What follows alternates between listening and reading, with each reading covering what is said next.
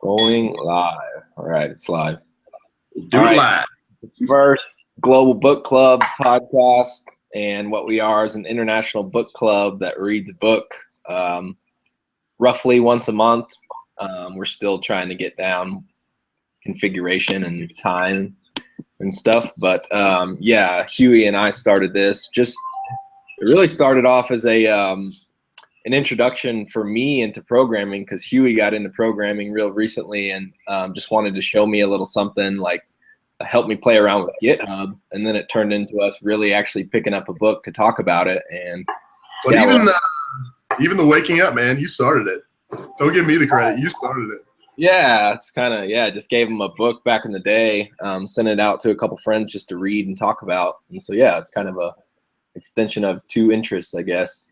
Right. So we're going to talk today about Biocentrism by Robert Lanza, and that was the second book we read. The first one was Tower of Basel, which is about the Bank of International Settlements, but we have two other members that are reading it currently, so we'll talk about that one retroactively here in about a couple weeks or so. So yeah, what do you think about Biocentrism? I guess start off with what the premise was. Yeah. So I don't know. Like I've been wanting to get into like quantum physics and theory and mechanics and stuff, and having like a business major background, like there's not something you just jump right into. And so I don't know. Like I grew up like super Catholic, and that had that understanding. Then I went to a liberal university. You know, we both went to St. Edward's University in Austin, and that was like, liberal but Catholic university. And I don't know, like I got some really cool concepts there about science and theology, and it's like science and theology, not science versus theology, and kind of how like, religion can be paired with science to like have this like greater understanding of spirituality. But I don't know, like I've definitely moved away from religion now, and I've come to a more spiritual sense, but now I'm trying to like, I guess, associate spirituality with science rather than just like feeling or just experience. Like obviously you want to be observational about your experiences, right? But about your spiritual experiences, but like it's nice to have like the research and stuff behind it, like to back it up. And so Waking Up, which was like the first one me and you like really talked about, and that was a book by Sam Harris. Absolutely love Sam Harris and his podcast Waking Up. He's awesome. But his book Waking Up is about, it's like a guide to spirituality without religion. So that really got me thinking, like the wheels turning about like the science behind like meditation and the science behind spirituality and the feelings that you get and that otherworldly like almost presence whenever you're having these like metaphysical experiences.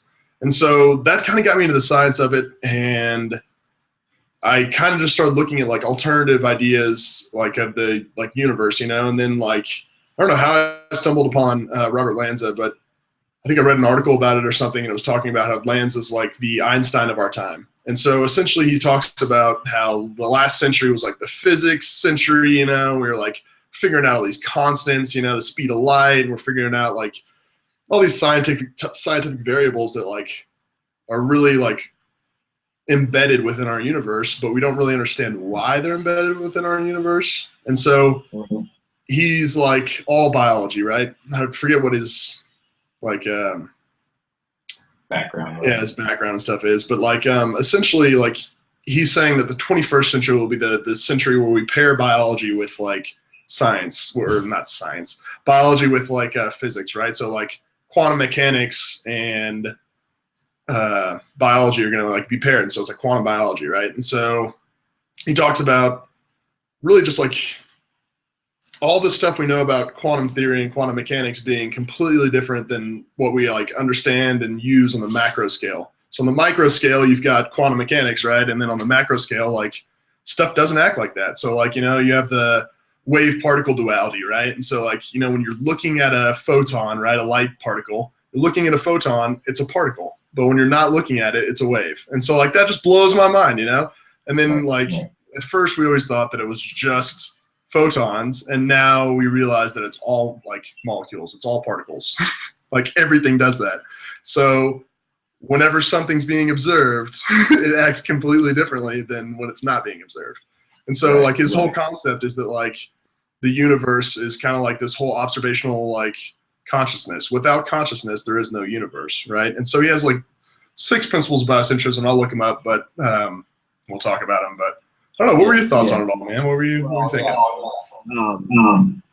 I'm getting it.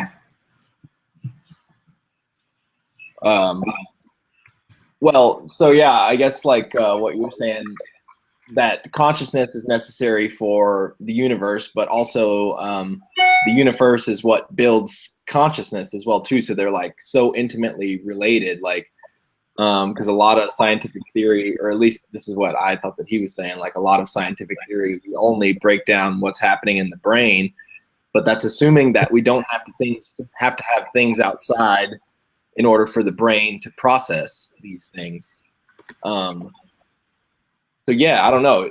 That was the strangest thing ever to me, to be able to relate quantum theory to anything, because I had like understood quantum superposition a little bit, but you know, it didn't really have any significance to me. It was just kind of the strangest thing available. It's like an odd concept. There was no real world application to it. Right. But then with the way he puts it, you know, the fact that everything is kind of in this just quantum flux, or just quantum state of wave of probability. right. Just like nothing's there until there's an observation available, or an observation mechanism available. Yeah. I mean, that was the first time I had kind of thought about it like that. So it's hard for me to say, because it's a very new concept. I don't really know what to think about it, honestly. So I found in the book of Biocentrism, Lanza kind of lays out 7 principles of biocentrism. So like, why don't we go through them and like kind of just talk about each one and how it blows our mind. So I'll read the first one and then we'll go back and forth. So the first principle of biocentrism: what we perceive as reality is a process that involves our consciousness. An external reality, if it existed, would, by definition, have to exist in space. But this is meaningless, because space and time are not absolute realities, but rather tools of the human and animal mind. So essentially what he's talking about here is like all of those variables I was talking about earlier, like of all of the scientific variables we've discovered in the human existence up to now, space and time are totally man-made. They're not something like the speed of light where it's like, hey, this is a hard fact. Like, this is the speed of light. It does not change. It's like it's like a pi. Pi is an exact number and it doesn't change. Whereas space and time, depending on relativity, completely change, right? And then so it's essentially just like this man-made concept. For me, the biggest, I guess like 2 biggest things that kind of blow my mind with reality and this whole concept of space and time would be time-wise. Like, I got into programming, right? And when I started programming, like I was playing with JavaScript, and you can like write code to like based on time, I guess, right? That'd be the easiest way to explain it. So like, if you have an ad on your web page and it's like flashing different colors, right? You can set the code to like space out the time, right? And for the human brain, it takes 80 milliseconds to like actually perceive something, right? It takes 80 milliseconds for your brain to like understand what is happening in real time. So you're not actually ever perceiving anything in real time. That's how you like can text and get in an accident, or like, because it's like your brain doesn't have the ability to like, oh man, this is real time. Like I'm reacting in real time. You can't react in real time because you're always 80 milliseconds. Now 80 milliseconds is 80 thousandths of a second, right? Because there's 1,000 milliseconds in a second. So I don't actually know if this is how subliminal like messaging and stuff works, but I assume that like within that 80 milliseconds, if you were to flash something, like somebody wouldn't catch that with their brain, right? Because it's happening so quickly, like it would be imperceivable, I guess. I'm not sure if that's how it works. That could be complete bullshit, but I would understand it as that's how it works. We're like accepting the messages in real time, or at least the brain is, but it still takes that amount of time for us to be able to, send that message or send that signal to the rest of the body, and also just like generate a thought, I guess, in general. Right. Yeah. It's wild, man. But yeah, so space and time, like space is just an idea, because between me and you right now, like you're in New Zealand, I'm in Denver, right? So we perceive like the sky and we perceive all this stuff in between us, but it's not empty. Like there's like, nitrogen molecules and oxygen molecules and like, pollution and clouds, gas, and like there's all this stuff, and so like that space isn't void. It's actually made up of something, and that's what kind of blows my mind with like dark matter and dark energy. Is like we perceive like space, like outside of Earth, like to be empty and vast, but in reality, it's got to be dark matter and dark energy because like it's the majority of our universe. It's just it's not visible within our it's not in the visible spectrum for us, I guess. It's not within our perception. Right.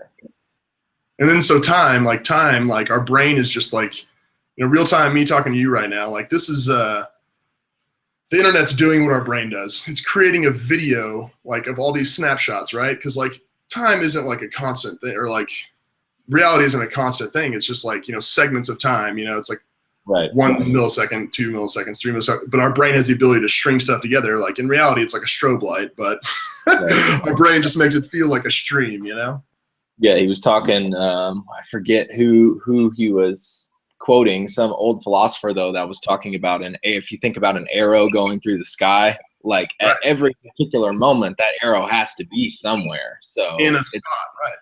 Yeah. So our brain is just a amazing tool that can, splotch all these together, or just can join. Like it's just flying through the air, but in reality, it's in each one of those positions. It's in each one of those points in time, points in space, whatever you want to call it. Right. It's insane. Yeah. What's the second one? So I'll let you read the second one, but one more thing. So like another thing with relativity, I watched Interstellar for the second time. I don't know, like a week ago or something. But the theory of relativity blows my mind. Like warping space and time, right? To like it happens to astronauts right now, but we haven't really traveled far enough away from Earth to like, and fast enough away from Earth to really like feel the effects of relativity. But it, like in the movie Interstellar, like that's pretty scientifically accurate. Like if you were to like have gravity affect you like that it would on that planet, and I think it's like for every hour. Have you seen that movie yet? I don't want to do any spoiler alerts. That's the one with McConaughey. McConaughey, yeah. So McConaughey goes on this planet, right? And the gravity is so heavy. I don't even know if it's just, I guess it is gravity that warps space-time. So like the idea is like the gravity's so heavy that in 1 hour on that planet is 7 years on Earth, right? And that's like relativity. So like astronauts orbiting Earth right now, they're aging at like, I don't even know what the time would be. It would be like, a half a second, slower than we are because they don't have gravity pulling on their body and like warping space-time essentially, I guess. Not a scientist. Not a scientist, but to quote politicians. But I mean, it's mind-boggling, right? So, all right, go ahead. Sorry. Read the second one. No, you're all good. So second principle is our external and internal perceptions are inextricably intertwined. They are different sides of the same coin and cannot be divorced from one another. Yeah, which you're awesome. It's kind of crazy to think that that all of this that we have, the organic organism that we are, it was like external. Everything that we see externally was so necessary to create exactly what this is. They're like so romantically intertwined that this wouldn't be there without that, and that wouldn't necessarily be there without this for us, like with us to perceive what it is. And so that's what I'm assuming that he's saying by different sides of the same coin. Yeah, because I mean, without consciousness, I don't know, that blows my mind. So if you think about it, we're 100 trillion cells working together, right, to create one thing. But if you understand there's no space, like, I mean, there's no separation between me and you. The guys in the Free Academy were talking about the same concept, and it was like, theoretically, there's no difference between me and you. We all came from the same cell, like of life, right, through evolution. It's just kind of like this organic evolution of like, hey, we started as this single cell organism. Then it was like meiosis or mitosis. I don't remember which one was which. High school. But like, you just multiply and you're creating these crazy multicellular organisms. And then like, through evolution and mutation over millions of years, Right. And selected creationism. Right? Like, I mean, it's mind-boggling. So yeah, like to think that now for some reason, these 100 trillion cells have a consciousness, right? And then that consciousness can perceive this reality, right? But at the same time, like, what really gets me about reality is like it's completely different for everyone, right? So my reality, which I can't perceive what your reality is like. I have no idea what your like point of view is like, or what I can assume it's like mine, but it's not. Like the biggest thing for me that like really clarifies that, I'm colorblind, right? And for me, it's completely normal. Like I see the world in like shades of gray and then blue and like it's all shades of gray really, and then like blue and purple are the same color, but they stand out apart from other grays. So like that's normal for me though. It's not like, oh man, I wish I could see color. Like I have no frame of reference to like understand what color would be like, right? It would be like, oh man, like I can see an infrared, or I can see radio waves, or I can see microwaves or X-rays or UV rays, like, right? Like if you could see that, it would be completely different. It'd be like, oh man, you can't see UV? That sucks. And it's like, well, I can't see part of the visible spectrum, so. Right? And that's just normal for me though, and that's my perception. But for you, you can't see color. Right. So like, there will be an implant device for that here shortly. They already have glasses. They have glasses for it right now, but they're like $450. They're called Enchroma. Maybe if I hashtag Enchroma sponsored, send me some glasses. There'll be a chip that you can get put in your brain here shortly. I actually saw something really cool on that. DARPA is working on something that's the size of a sugar cube that you could, I guess you would implant it near your brain, like in your skull, but it would eventually dissolve, which is tight. Right. But it would give you the ability to operate any machinery, any electronic whatsoever. So you could like Google search, and you could like do all this stuff. Right. You could operate machinery, or you could be like, hey, I want to do this. It's really wild. I'll send you a link to DARPA. Yeah, it's just crazy that we're the lucky ones who got this whole beta expansion pack, the prefrontal cortex. Like, oh yeah, dude. Just facts. Oh, okay, that's what I was gonna say. I was thinking this, like sitting here thinking, what I had something so good to say. What was it gonna be? I like Daniel Dennett. He's a philosopher from Tufts University, and I like his ideas of how he believes consciousness comes about, and it's so you can relate it to the computer so well. I mean, saying that we're filled with 100 trillion simple machines, and it's the same with a computer. Or that's a good isomorphism to describe his philosophy. Is that everything is essentially ones and zeros, but then you add a little syntax and like some commands here and there, and you're able to take these groupings and do specialized things with them. So then, our simple machines, 100 trillion simple machines, can be compiled into different like regions of the brain and things like that, or different nerve groups that have their own particular job that they're really, really good at, and then over time they specialize and get better and better and better because obviously the good ones procreate and the bad ones die off, right? Because no electrical signals get sent through them. And and so you can relate it to the computer in that it's just ones and zeros and a little bit of syntax, and that's all this is right here. And look, from such small operations, you get internet and the ability to talk through space and time, and literally look it in front of our eyes. I think that's the crazy thing that Lanza is hitting on right now, and he's also like the CEO of like the frontier like stem cell research company, right? So they have the ability to like create stem cells now without actually harvesting them, which blows my mind. But it's exactly like you're saying, like the stem cell is like the 1 or the 0, right? And then over time it specializes and creates, like prefrontal, like the cortex, right? Or like, whatever, like random stuff in your body, but it was all from that same type of cell, right, in the beginning. And then it specialized over time. And so like that's the crazy thing, like I think it's really going to happen within this century is that like we start getting into biology and realizing that, oh man, biology kind of controls everything. With like, especially with like CRISPR. Have you like heard about CRISPR or whatever? Yeah, it's the gene editing. Yeah, man. And so like inject a virus, right? I think it's tRNA or whatever, right? So it's the ability to like go in and like edit your DNA, which blows my mind. Inject yourself with the virus, and then now that virus goes in and it attacks a certain part of whatever your DNA, and then it changes your DNA, mutates it, and now you have blue eyes, which is mind-boggling, right? Yeah, and like the 3D molecule printers and things like that. Right. Yeah, it's recently just saw a timeline of Ray Kurzweil's predictions, which I saw you shared that. I didn't look at it. Thus far have been pretty accurate, and it's pretty crazy to see what his future ones are. Right. Yeah, and that brings about a whole other conversation. Like he says in 2029, artificial intelligence petitioning to be recognized as a conscious being, and then at that point, it's like human beings aren't necessarily the dominant species on Earth anymore, and like how are we going to cope with that? Yeah, I think that's just going to be something that like we're going to have to evolve as a species. Like it's not going to. I think that's the beauty of the singularity is like no one's left out, man. Like it's all going to have to happen. Like that's just how the like organic evolution kind of happens, like natural selection and everything else. Like it's just going to keep moving forward, and either you're like you become that part of the singularity, or like like you said, you just die off. If you don't need that part, then it's evolution.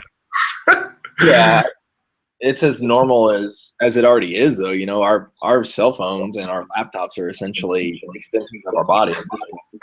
Exactly. And then like we're getting to the point now where it's like, it's going to become a part of your body. It's like the DARPA, sugar cube thing that you implant in your brain. Like, now you have the ability like to talk to all that technology without actually having to like program.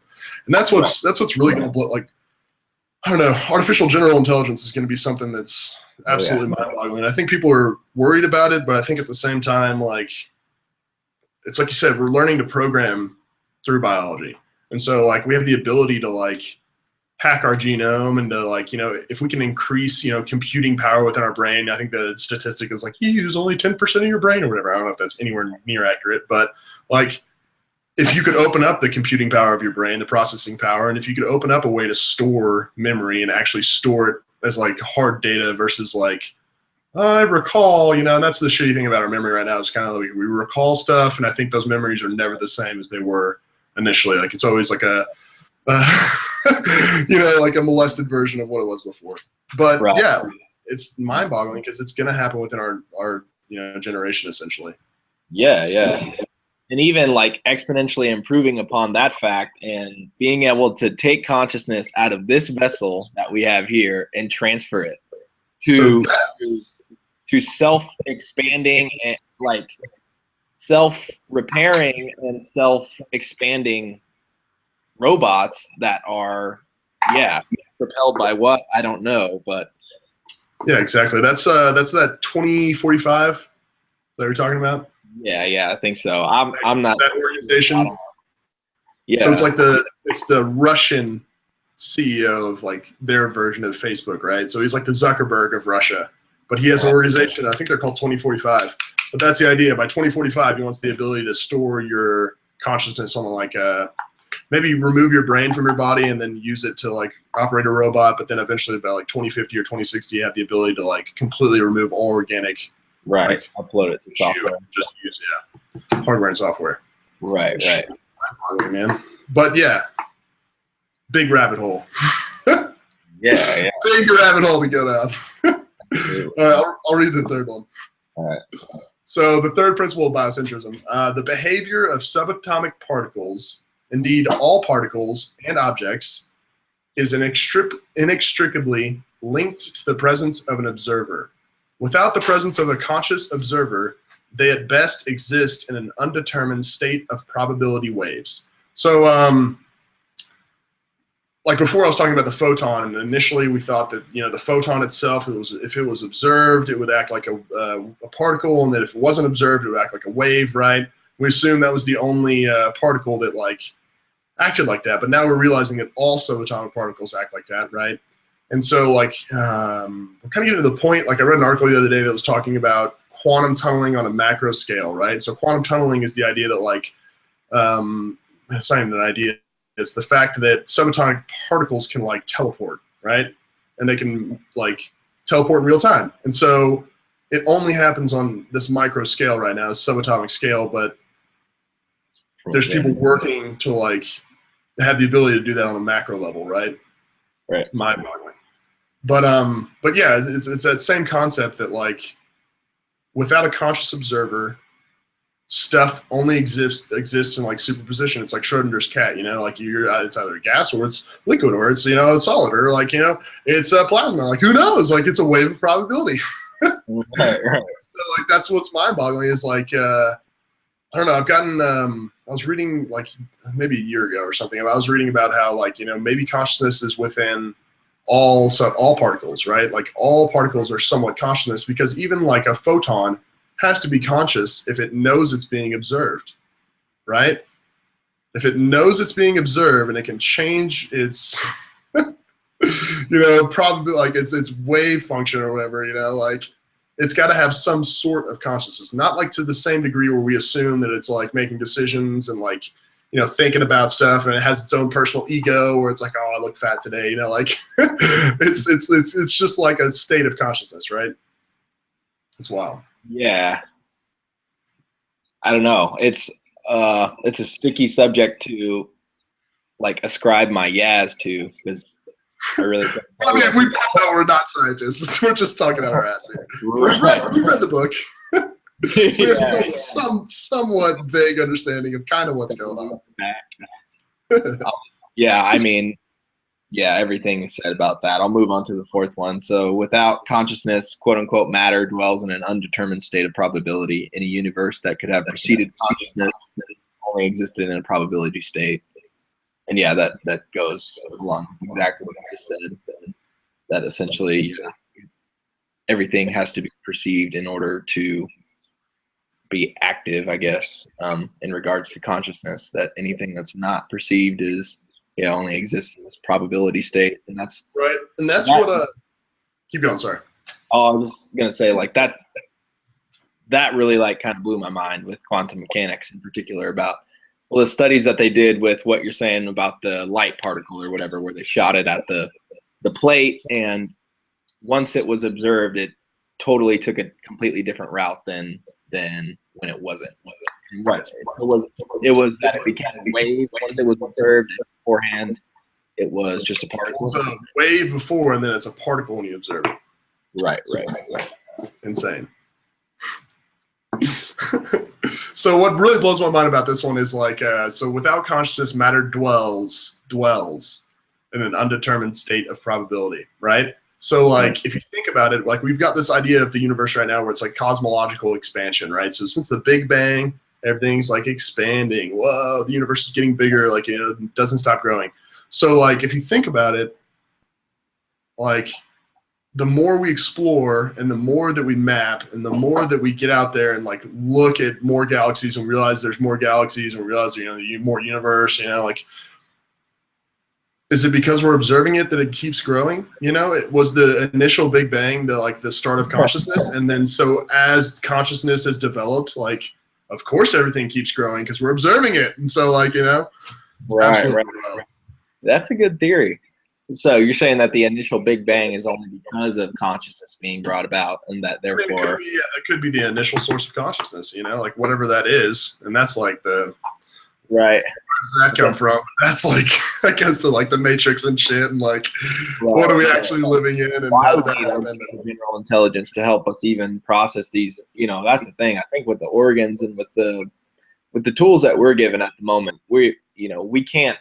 I don't think we're going to be able to solve these sort of issues, but we can chip away in the right direction to at least use our tools to the fullest extent possible to create something and or help some other organism, whether it be technological or biological, to use the best ones that we have made to therefore help, go about, I don't know.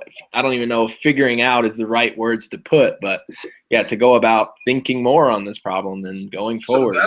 That's where like artificial general intelligence really gets me. Is like, right. If you think like, have you seen the what's it called, Imitation Game? No. So it's like it's a movie and it's Benedict Cumberbatch, right? And the idea, like, true story, it's about Alan Turing, right? And so Turing was the guy who essentially created the computer, right? And people will argue about it or whatever, but he essentially was the guy who created the computer. And so like he was tasked with like solving the Enigma code, the German Enigma code in World War II. And so the Enigma code was freaking intense. So like all the Nazis like encoded and encrypted, right? This is like OG encryption. Like they encrypted all of their messages using this code, right?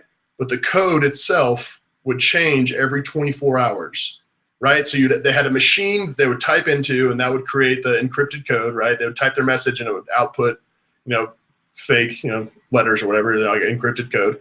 Makes no sense if you're just reading it unless you have like a way to decrypt it, right? And so like they would give you a sequence of like numbers to set your machine to, and that was the encryption code for the day. And so like every 24 hours, the encryption code would get sent out, and they'd be like, all right, this is today's encryption code. Now type in this. And so like it was completely unsolvable. There's no way to like solve it, because like the human processing power to like actually go through all the iterations of like what the code could be for that day, like would take thousands of humans all working together doing the same process, and then like thousands of years. Yeah, it's physically impossible. Yeah, it was just completely physically impossible. And so like he created this crazy ass system, like machinery, right? Like old school machinery. And like I think this is where like the punch cards and shit came from that happened in the 70s, but I have no idea. I'm not that good of a programmer. So like blows my mind, because he created the computer to like process all this stuff, and like the computer itself could run and had the processing power to do this, right? And it was like fucking warehouse size computer or whatever, but like it was able to crack the Enigma, right? And so I don't want to do spoiler alerts or anything, but like that's essentially what Alan Turing did, right? And so if you think about it, artificial general intelligence, it's about to come about, and it's the ability, like artificial intelligence is like Watson. It's the IBM computer that like badass at Jeopardy, right? It's really good at one thing. We programmed it to be badass at Jeopardy, and it's fucking awesome. It's like learns a little bit, I think. It's like a self-learning algorithm, but it just focuses on Jeopardy. And so like artificial general intelligence is like what we have, but we just have general intelligence. But artificial general intelligence is the idea that we could like have an algorithm that can rewrite itself and grow and like learn new things and not forget what it already knew, and then like keep learning and learning and learning, and it has all this processing power, and then it also has the ability to store all this stuff it's learned. So like, and increase its own processing power and increase its own memory and continually self-prepare and self-optimize. It's like, and it doesn't have to sleep, and it doesn't have to eat, and it doesn't have to like, and so like that's the craziest thing is like once we get this kind of stuff up and running, like it's going to change the way the world works, like it's not really like, I'm not really worried about a Skynet, but it's like the economic effects that it's going to have is like mind-boggling. And like it's like the last 10 years in technology, or the last 20 years in technology. Like we went from like cord phone in your house to like you don't have cord phones anymore. You just carry around this little fucking computer in your pocket that has more processing power than the Apollo missions, those shuttles. And like that's just like the norm, and that was just humans, right? And so now we're getting the processing power of computers and like artificial general intelligence, and we're just going to expand it at like a literally exponential rate, Think like what that's going to do to our notions and our conceptions of what work is every day. Like you just see dogs lay around all day and just go up to their food bowl and eat and then drink water. Like, I don't know if you've heard about so Elon Musk, Zuckerberg, Bezos.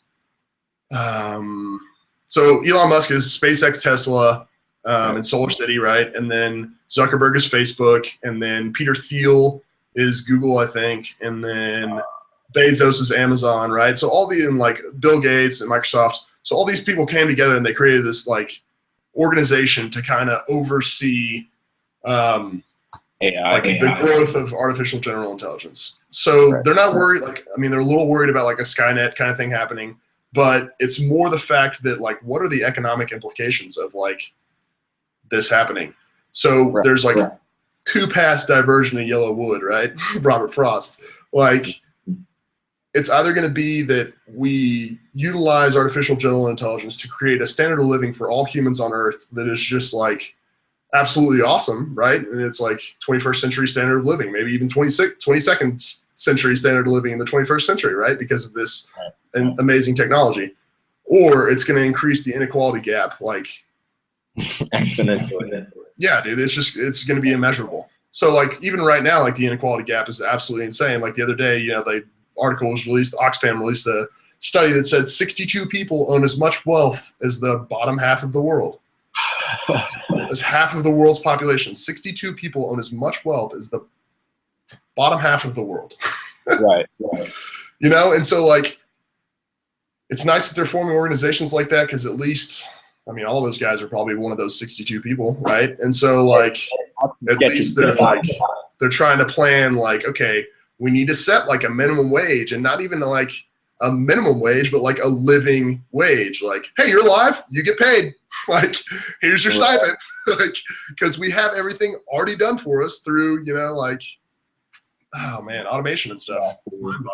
But that's something we're gonna have to confront in the next 10 years. And that's what's like hilarious about our current understanding of economics and stuff, is like, it's completely outdated. It makes no sense in a 21st century world. Yeah, absolutely. To have central banks control everything. Yeah. Yeah.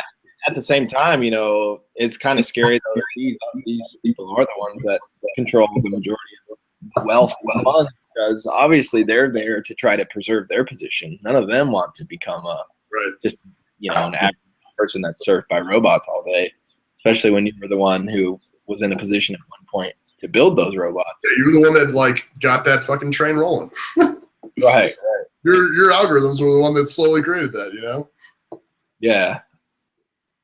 Yeah, I mean, I like that there's competition though in like commercial space travel and things like that, and so that, you know, just as consumers, we can have the best possible implementation of it, and exactly, that's multiplanetary living and whatnot, and yeah, life extension in general. It's a great point, because like if you look at like Elon Musk, right, with SpaceX, so him and Jeff Bezos are working on privatizing space, right? And so like Bezos's idea is just to like do the commercial flights to the upper atmosphere and like, woo, like 4 minutes of zero gravity. And then Elon Musk is talking about like colonizing like our, you know, galaxy and then like the universe. And so like absolutely mind boggling. But I mean, like his thing is like, it goes against all understanding of like a private corporation, right? So like the idea up until now has been that we take the shitty half of Adam Smith's ideas on economics, right? And it's maximize profit for shareholders, right? It's horrible, because like it completely screws the society, right? It helps the individual people at the company and the people that own the company, but it does nothing for society. People would argue that like there's technological advances and stuff, but with every technological advance, there's fucking thousands of people like, you know, working in a sweatshop, or like, you know, starving to death, or getting shitty poisonous water in Flint, Michigan. You know, so I mean, like it's horrible. But then you look at someone like Elon Musk, and so right now he is like, I think like 70, I don't know what the number is, 70 launches already booked with NASA, right, for cargo delivery to the International Space Station. So technically his rocket has been approved by NASA's safety standards. It meets all standards to bring people to the International Space Station, right? But him being a good person said, I'm not sending anyone up in this spacecraft until it has the ability to jettison them from like a failed launch. So like, you know, Challenger or something like that happening, where people burn alive because they don't have a way to escape. Like, hey, they were shipping you up this tube. Good luck. That's NASA's safety standard, you know? And then Elon Musk is like, nah, man, you got to have like a freaking ejector seat. Like, we got to have a way to get out of there. Like, I'm not sending people up until we have that, right?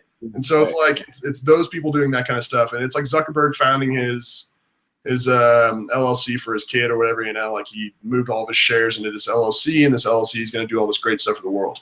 So, I mean, it's cool because, like, that's the millennial, like, progression. Like, if you think about it, that's where humanity's moving, is like, you're doing the best you, for the most part, not everyone, but you're doing the best you can to help society. You're not worried about yourself as much as before, but like the goal is to help society as a whole. And I think it's becoming like, it's just that classical like biology understanding of like bacteria, you know, like at first, like, you know, all fighting against each other, different bacteria and stuff. And then eventually it just becomes one thing, multicellular organism or whatever. And it just like, it learns to work together, and then it moves into like the next stage of evolution. I think humanity is kind of getting to that point where it's like we're learning to all work together to benefit ourselves, because we realize that we're in this. I think if anything, taxpayers should be pissed off and taking, demanding their money back from NASA to give to these other commercial space programs that are allowing all the people to utilize space. It's like, how much money is put into NASA that's a government funded program, and we're simultaneously in so much debt, and there's so many people around the world. That's the new thing that Congress just passed, which is fucking super surprising. Over Christmas, I think it was like 1.6 billion for NASA in spending for space exploration. But NASA isn't going to use that to build their own stuff. They're going to use it to invest in privatized space companies. So like Elon Musk, right, to launch one rocket up to the International Space Station and deliver cargo. I think it's 130 million, right? That's what he charges. That's how much it costs. That's what he charges. So United Launch Alliance, ULA, which has had a monopoly on this entire thing this whole time, right? Rocket company. They've been doing it up until now, and they charge like 1.4 billion or something. Right. So he just reduced costs by like 90% or whatever, around there. But like mind-boggling, because he's like, hey, like this is the way we do it, and maximize efficiency, like 21st century, like there you go. And so like you have NASA investing in like them with that money. So now like NASA could have bought one United Launch Alliance ticket to International Space Station with that $1.6 billion from the government that it got, or it could use SpaceX and do multiple launches and stuff. And so like that's the crazy thing, is that like while we like do things that are great for society, we're maximizing efficiency and make things cheaper and I think it could be better. I don't like how it never will sit right with me the fact that the government is funding NASA, but the government, in order to get that money, they have to force people to pay this money up. If you don't pay your taxes, then you get into jail, and if you don't go to jail, then I don't know, that could be a very bad turnout for you. Oh, dude, you're talking like Waco, and they burn your fucking house down. Right. See, I think with completely free market, we would have people that directly choose where to put their money in, and we wouldn't have to have this government funded program. And like you're saying with this ALA, American Launch Association or whatever, like that monopoly would have been dismantled a long time ago, and we would have saved how much money from individuals. And not only that, individuals collectively decide, like as this one organism that you're speaking about, like we put our money into the companies that are going to work, and when they repeatedly fail and show us that they don't work, then the money moves away from that. Nobody pays for broken cars and then continually pays for broken cars. It just doesn't work. Exactly. That's what I think. I'm hoping that's going to be the giant advancement of our time, and I'll definitely try to like help push it. But like direct digital democracy will be huge, because people will have the ability, and that's what Elon Musk is pushing for as well. Because with autonomous cars, right? Right. Needs the regulations to change, but the best way to change it would be to have the people deciding like on the issue, rather than selecting a representative who's going to get bought out by lobbyists and then vote for something stupid as fuck, Right. And that's like it's a one step forward, two steps backward thing, because in the end, the whole thing is fueled by extortion. Like you're forcing people to pay you money, and you're threatening them with violence in order to do so. And that's like it's not democracy. It's definitely not democracy.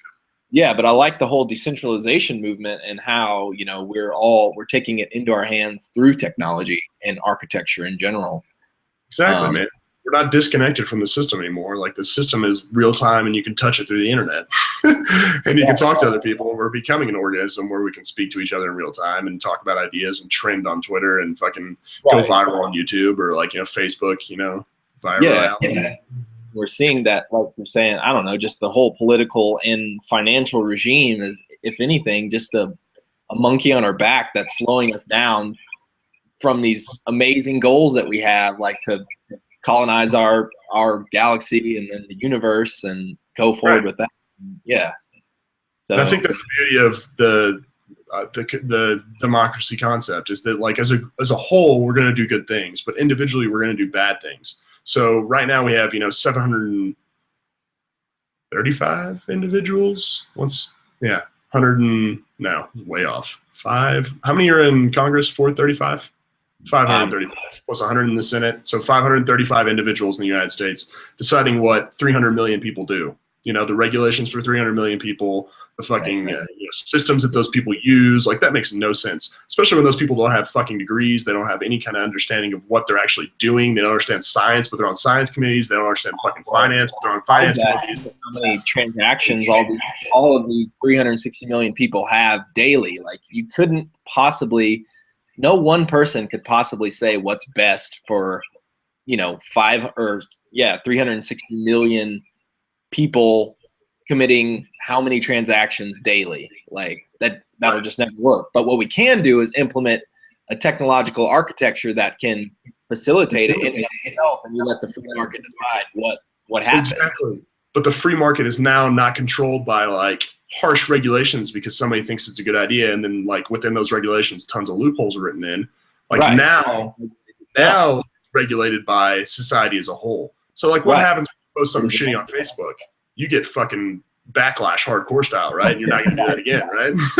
So it's the same concept with anything else. Like, if you have groupthink around you, which some could argue is a terrible thing, but like, there's always going to be the people that stand out from groupthink, and there's always going to be the people that like start their own movements. And as long as the groupthink's not in one giant party or two giant parties where they're group thinking and clashing, like, as long as you have individuals making decisions about the issues rather than assigning their ability to choose onto someone else, then I think we'll be all right.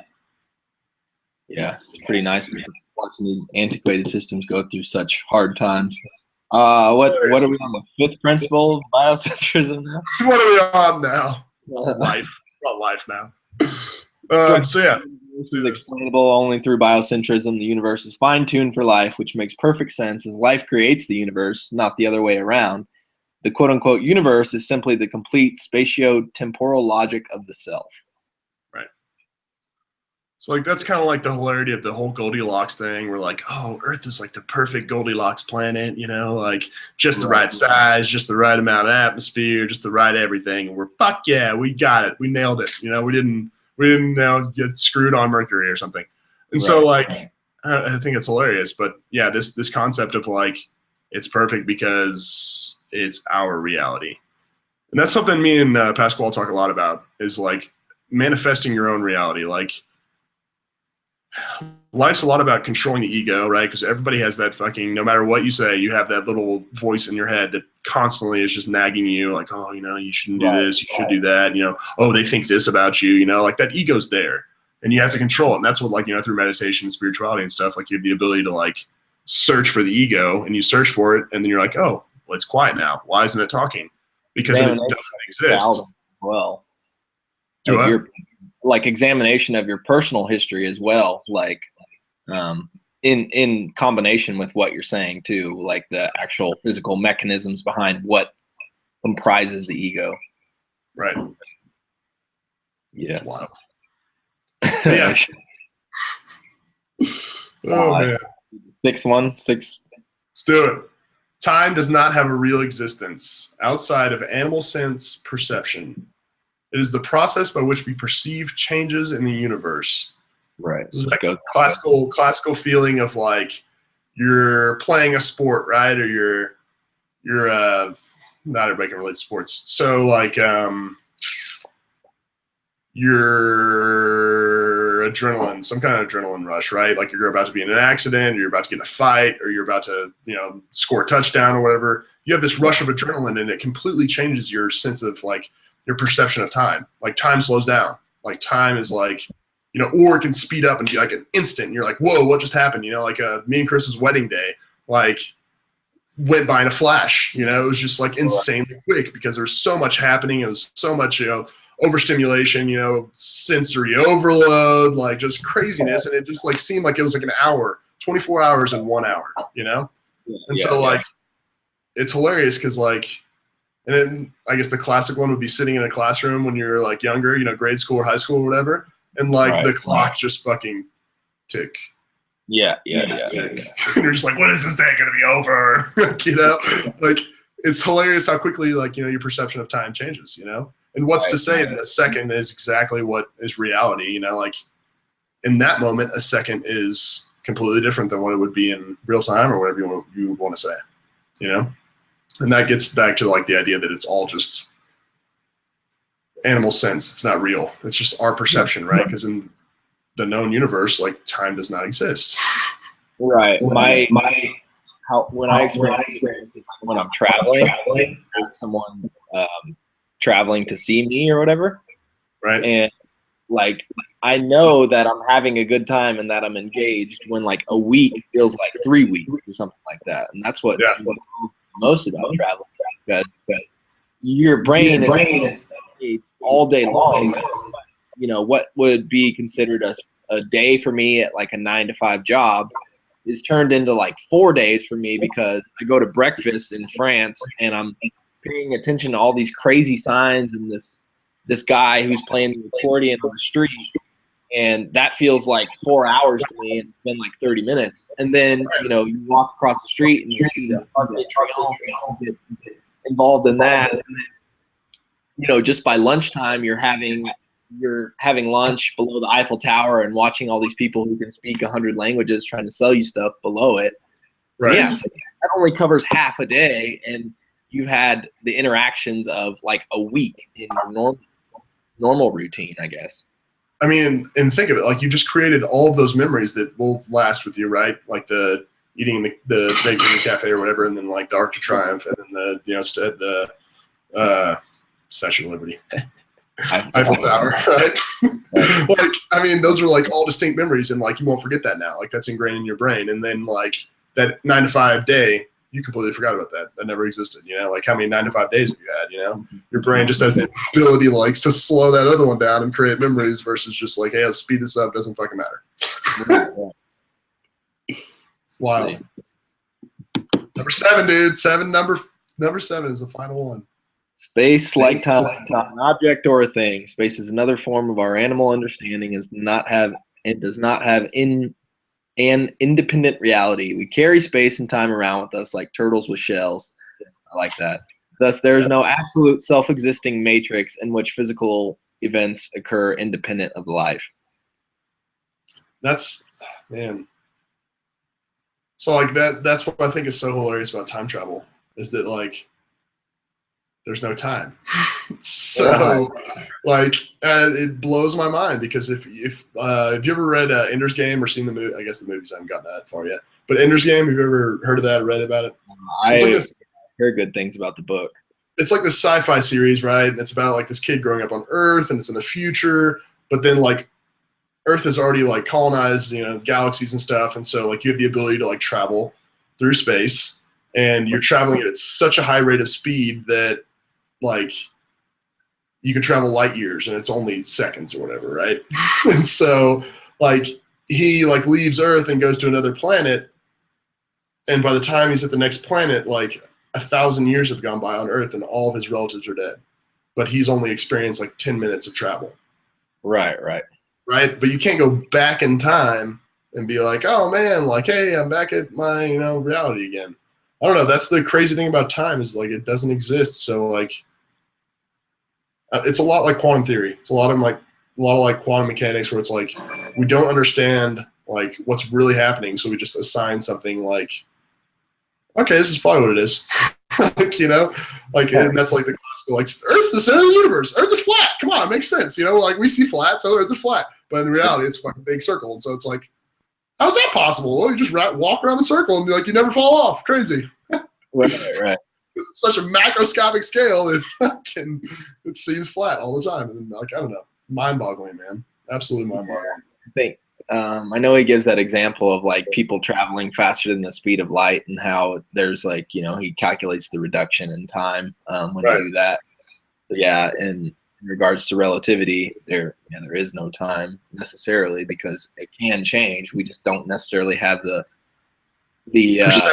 equipment quite yet. Well, yeah, and the perception, but the equipment quite yet to put us to those types of speeds to be able to experience ourselves and like organically. Right. It was like I love that example of the guy with the camera back in the 1840s, maybe, I don't know, whatever time it was. But like he had the camera lined up on the horse racetrack, and he caught like the first time ever somebody caught, on camera horses, like how a horse actually runs or whatever, and like how its legs actually move, like, because we had no idea. It moves so fast that we have no idea how a horse runs. Like nobody knows where its legs are because it's running so fucking fast. And so like now we have pictures and we know, well, this is how a horse muscles move and this is how the horse works. And like, I think it's the same way with once we have the ability to travel faster than the speed of light, which I really hope is our generation, because I think it will be.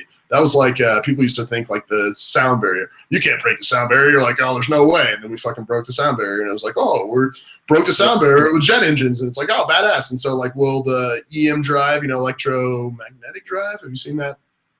Mm-hmm. So there's this thing called the EM drive, right?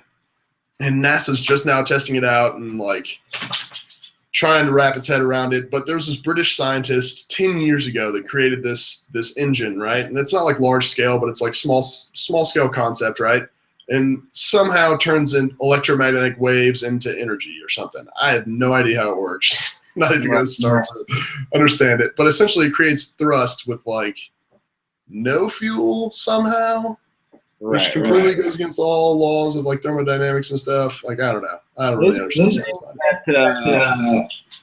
that excites me. It's most mind-boggling. Like with that, the fact that we can transfer data, like the mixing of different mediums in order to achieve a goal, like that. My brain doesn't necessarily work like that, like quite yet, because I'm just exposed to, like, just now being able to understand it. And when I say understand, I don't even mean understand. Like 10% feel like I get the idea. You like get the concepts, yeah, exactly. That's concept, yeah. Large concept for me, the easiest way to learn stuff is to understand the large concept and then drill down on the details. Right. If you're trying to learn a programming language, learn what that fucking language does and what it's used for, and then start learning the syntax and fucking coding it out. Well, and why electrons transfer to particular places and how, and how it does that, why it does that. Small or big as you'd like. All right, cool. Well, I'm gonna go ahead and stop this. That was the first podcast, and I'll call you back here shortly. Dude, Tower of Basil, man. That's the next one. Thanks for that. That was a good one. And next book that we'll talk about is Tower of Basil. Yeah, like you just said. And we're still deciding on the next one. I think it might be Intuition Pumps by Daniel Dennett. But really, maybe we'll just wait for people to get caught up on Tower of Basil and then talk with everybody and have someone else pick a book or whatever, because you and I already did it. So maybe hand it over to someone else. But yeah, that was cool. And until next time. Good deal. Thanks, man.